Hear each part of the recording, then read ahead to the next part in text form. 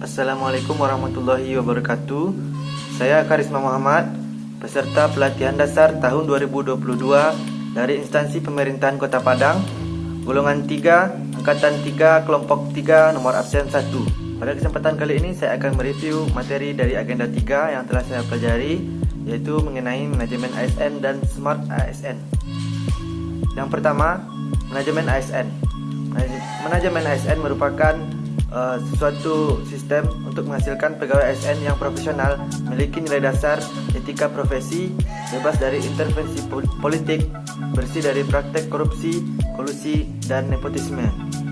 Dalam Undang-Undang Nomor 5 Tahun 2014 tentang Aparatur Sipil Negara, berdasarkan jenisnya, pegawai ASN terdiri atas: yang pertama, pegawai negeri sipil atau disingkat PNS. PNS merupakan warga negara Indonesia yang memenuhi syarat tertentu, diangkat sebagai pegawai ASN secara tetap oleh pejabat pembina kepegawaian untuk menduduki jabatan pemerintahan dan memiliki nomor induk pegawai secara nasional.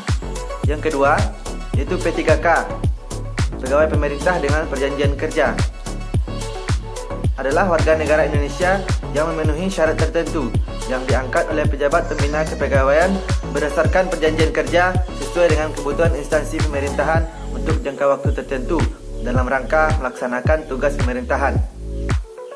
Selanjutnya, tugas dan fungsi dari ASN adalah: yang pertama, sebagai pelaksana kebijakan publik, yang kedua, sebagai pelayanan publik, dan yang ketiga, sebagai perekat pemersatu bangsa. Adapun hak dan kewajiban ASN, yang pertama, hak, yaitu gaji, tunjangan, fasilitas, kemudian cuti, ada jaminan pensiun dan jaminan hari tua, perlindungan dan pengembangan kompetensi. Dan hak untuk P3K sama dengan PNS, namun tidak mendapatkan jaminan pensiun dan hari tua. Selanjutnya yaitu kewajiban dari ASN. Yang pertama, setia dan taat pada Pancasila, Undang-Undang Dasar Negara Republik Indonesia tahun 1945, kemudian taat kepada NKRI dan pemerintahan yang sah. Yang kedua yaitu menjaga persatuan dan kesatuan bangsa. Yang ketiga, melaksanakan kebijakan yang dirumuskan oleh pemerintahan yang berwenang. Yang keempat, mentaati ketentuan peraturan perundang-undangan.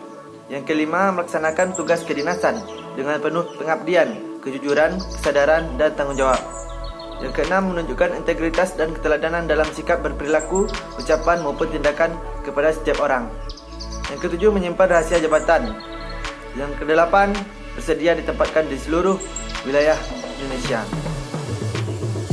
Dalam manajemen ASN, sistem kepegawaian Indonesia menerapkan sistem merit, yaitu sistem merit yang berdasarkan kepada objektivitas dalam pengelolaan ASN, menjadi pilihan bagi berbagai organisasi untuk mengelola SDM, yaitu berdasarkan kualifikasi, kemampuan, dan pengetahuan, dan juga keterampilan pegawai, sehingga menjadi acuan dan pengelolaan ASN yang berkualitas.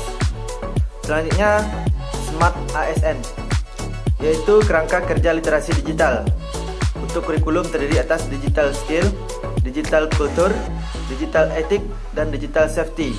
Adapun penjelasannya yaitu yang pertama, digital skill, yaitu kemampuan mengetahui, memahami, dan menggunakan baik itu perangkat keras maupun perangkat lunak dari program TIK serta sistem operasi digital dalam kehidupan sehari-hari.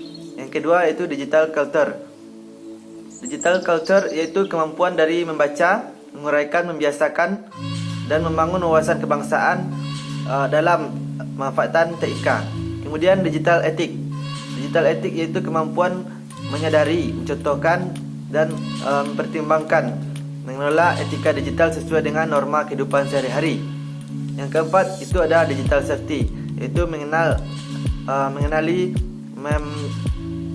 kesadaran untuk perlindungan akan data-data digital. Dalam dunia digital, ada pun beberapa tindakan yang negatif, yaitu cyberbullying, merupakan tindakan agresif dari seseorang atau sekelompok orang terhadap orang lain yang lebih lemah, baik secara fisik maupun mental, dengan menggunakan media digital.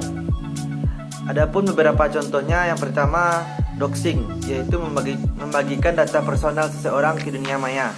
Yang kedua, cyber stalking, yaitu mengintip dan memata-matai seseorang di dunia maya.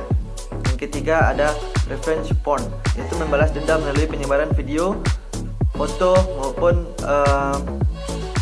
identitas seseorang yang secara vulgar.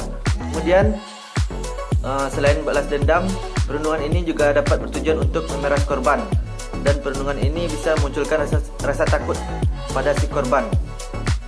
Bahkan dapat terjadi kekerasan fisik di dunia nyata ataupun offline. Nah, dibalik dampak negatifnya juga, dunia digital juga memiliki nilai-nilai positif. Salah satunya itu adanya perdagangan secara digital. Baik, hanya sekian yang dapat saya sampaikan untuk review materi pada kesempatan kali ini. Atas perhatiannya saya ucapkan terima kasih. Assalamualaikum warahmatullahi wabarakatuh.